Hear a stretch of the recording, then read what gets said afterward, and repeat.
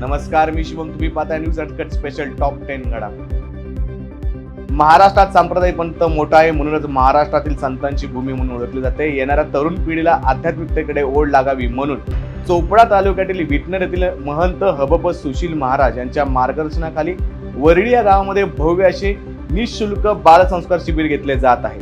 या शिबिरात रोज सकाळी नित्यनेमाने काकड आरती, हरिपाठ, रात्री कीर्तन असे विविध प्रकारचे कार्यक्रमांची रूपरेषा ठरवण्यात आली आहे.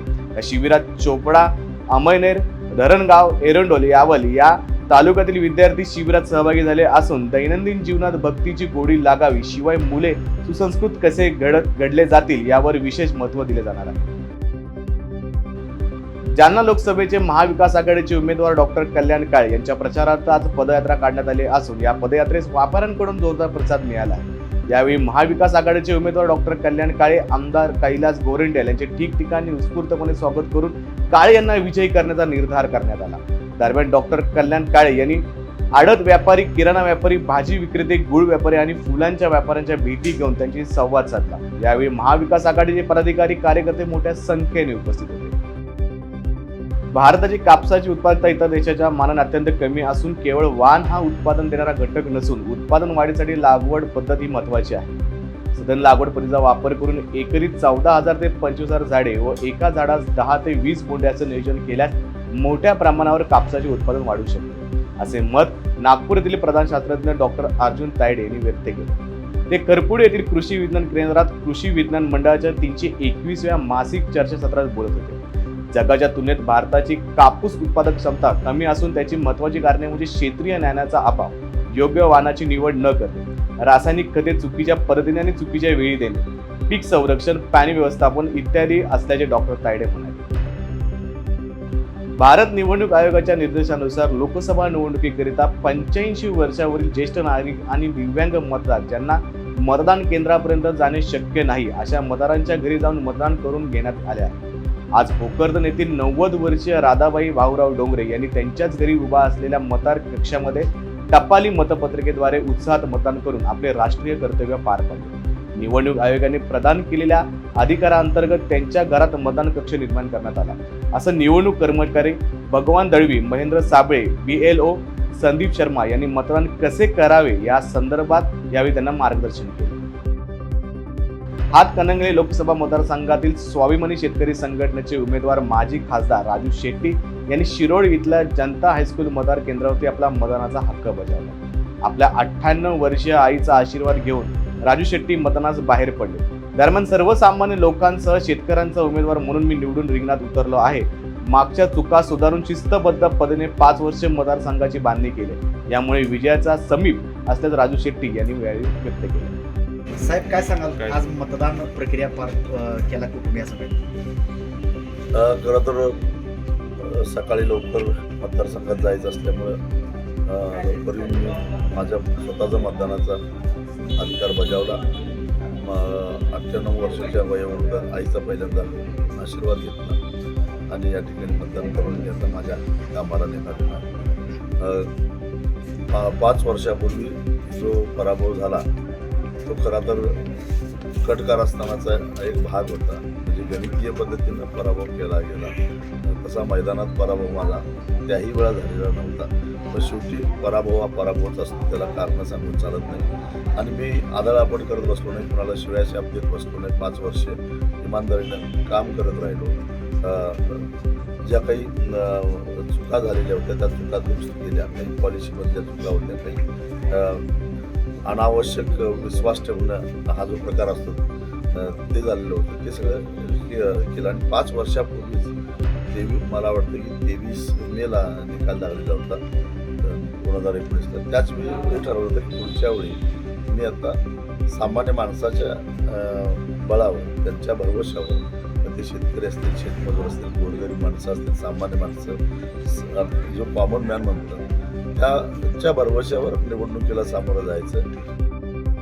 कोल्हापूर लोकसभा मतदारसंघातील महायुतीचे उमेदवार खासदार संजय मंडलिक यांनी कागल तालुक्यातील चिमगाव या आपल्या गावी सहकुटुंब मतदानाचा हक्क बजावला.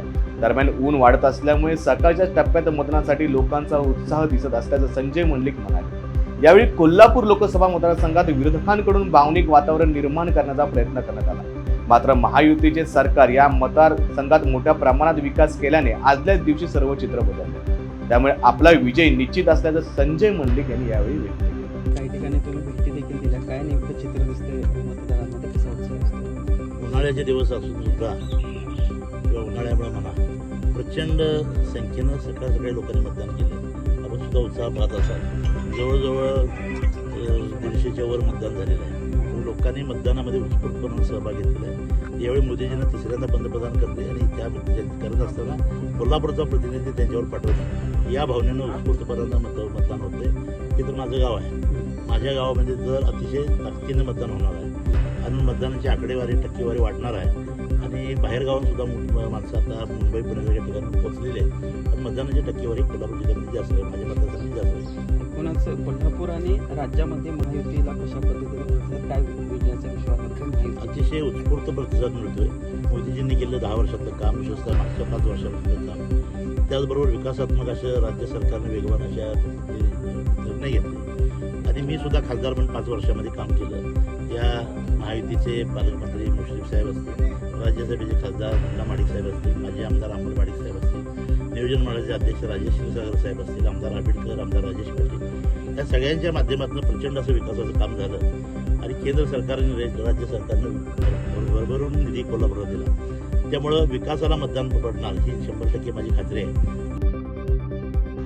रायगड लोकसभा मतदारसंघात निवडणुकीचे वारे वाहू लागले असताना रायगड जिल्ह्यात प्रत्येक ठिकाणी आज मतदान केंद्रावर मतदान प्रक्रियेला सुरुवात झाली आहे. आज सकाळी 8 वाजता खरवली येथील मतदान केंद्रावर आमदार भरत गोगावले यांनी सपत्नीक मतदानाचा हक्क बजावला असून सुनील तटकरे यांना मतदान केल्याचे त्यांनी सांगितले आहे. आज आपण वोटिंग केलेलं आहात. आपल्या महायुतीचे उमेदवार आणि या ठिकाणी उभे आहेत.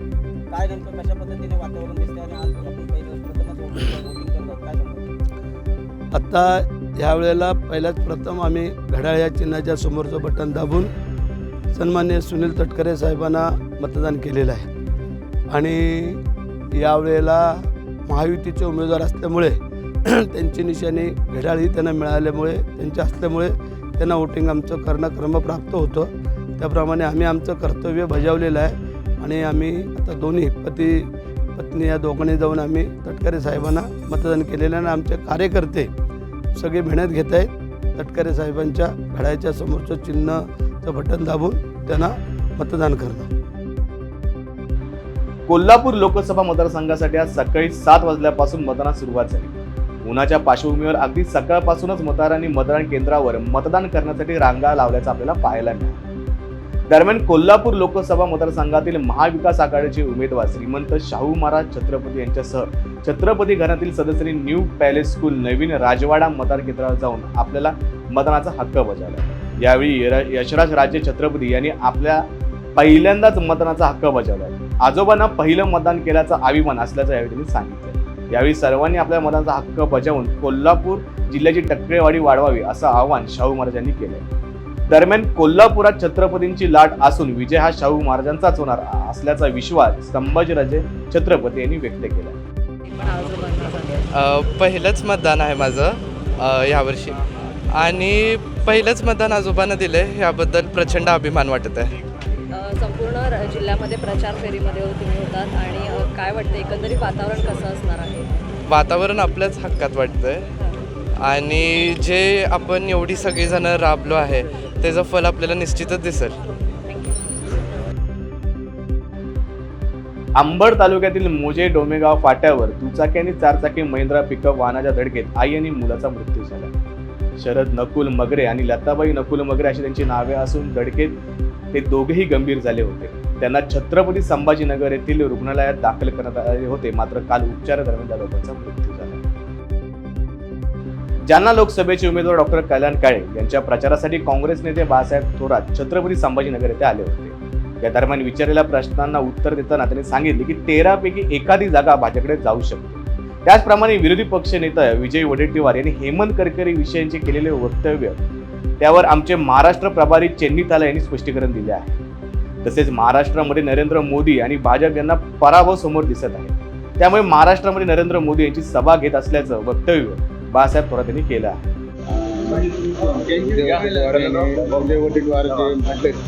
त्याच्यावर तुम्ही काय मत? आणि असं आहे की याच्यामध्ये आमचे प्रभारी चिनी फराजींनी आपलं वक्तव्य दिलेलं आहे ते काँग्रेसचं मत आमचं असतं. त्यांनी अत्यंत स्पष्टपणे त्याचं स्पष्टीकरण केलेलं आहे, तेच आमचं मत आहे. सरकारी वकील म्हणून काम करत होतं, पण त्याची भूमिका होती ना की ते आता त्या बारकाव्यामध्ये आम्हाला जाण्याचं काही कारण नाही. आमच्या प्रभारी जे ते काँग्रेसचे अधिकृत असतात त्यांनी आपलं मत मांडलेलं आहे. तर एकंदरीत महाविकास आघाडीबद्दल काय सांगा? महाविकास आघाडी आतापर्यंत आज आता मतदान चालू आहे 11 जागांवर. 13 जागांमध्ये क्वचितच एखादी जागा भारतीय जनता पक्षाला मिळेल अशी अवस्था आहे. लाटच पूर्णपणे महाविकास आघाडीची आहे आणि देशात इंडिया अलायन्सची आहे. मोदीजी म्हणतात की काँग्रेस सत्तेत आलं तर मंगळसूत्र आता खरं म्हणजे ते देशाचे पंतप्रधान आहे. आतापर्यंत अनेक निवडणुका झाल्या. देशाच्या पंतप्रधानांनी सांगितलं पाहिजे की काय काम आतापर्यंत आम्ही केलेलं आहे, देशाच्या हिताचं, सर्वसामान्यांच्या जीवनामध्ये कसं उंची आम्ही आणलेली आहे, त्यांचं जीवनमान कसं उंचावलेलं आहे, पुढं काय करणार हे सोडून आपले माननीय पंतप्रधान किती खालच्या पातळीला जाऊन बोलतायत आणि लोकांची दिशाभूल करण्याचा प्रयत्न करतायत. त्यांना समजलेलं आहे की पराभव त्यांना डोळ्यापुढे दिसत असल्यामुळं आता ते असं बोलण्यास सुरुवात त्यांनी केलेली आहे. नाही, संजय शिरसाट जे आहे शिवसेनेचे प्रवक्ते ते असं म्हणतात की मोदीजी महाराष्ट्रामध्ये 18 सभा घेतात की आमच्या महाराष्ट्राचं भाग्य आहे असं आम्ही समजतो. भाग्य म्हणजे एवढंच भाग्य की घाबरलेले दोघंही आहेत. म्हणजे महायुती घाबरलेली आहे आणि मोदी घाबरलेले आहेत.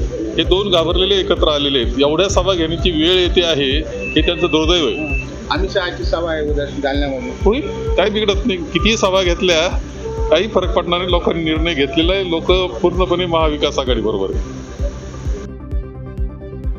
आता वेळ झाली टॉप 10 मध्ये इथेच थांबायची. तुम्ही कुठेही जाऊ नका, पाहत राहा न्यूज.